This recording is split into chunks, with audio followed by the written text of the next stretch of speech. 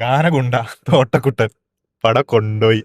ബേസില് പടത്തിന്റെ നായകനാണെന്നുണ്ടെങ്കിലും ട്രെയിലറിൽ പറഞ്ഞ പോലെ വില്ലന്മാർക്ക് കയ്യടി കിട്ടുന്ന കാല അങ്ങേര് തൂക്കി.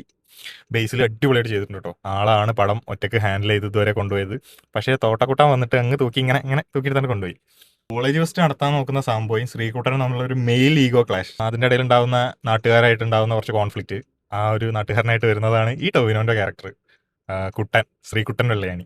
ഇനി അധികം സ്റ്റോറി ലൈനിക്കോ അങ്ങനത്തെ ഒന്നും പോകുന്നില്ല. കുറച്ച് നല്ല ക്യാരക്ടേഴ്സ് ഉണ്ട്. വിനീതേട്ടൻ, ഷാനിക്ക, അമ്മോ അടിപൊളിയായിട്ട് പറഞ്ഞു കഴിഞ്ഞാൽ ഷാനിക്കന്റെ ഒക്കെ റിയൽ ക്യാരക്ടർ എന്താണോ അത് തന്നെ ഉള്ളൂ, വേറെ ഒന്നുമില്ല. നമ്മൾ ഇന്റർവ്യൂലൊക്കെ കാണുന്ന ഷാനിക്ക അതെന്താണോ അത് തന്നെ ഉള്ളൂ, വേറെ ഒന്നും എക്സ്ട്രാ ഒന്നുമില്ല.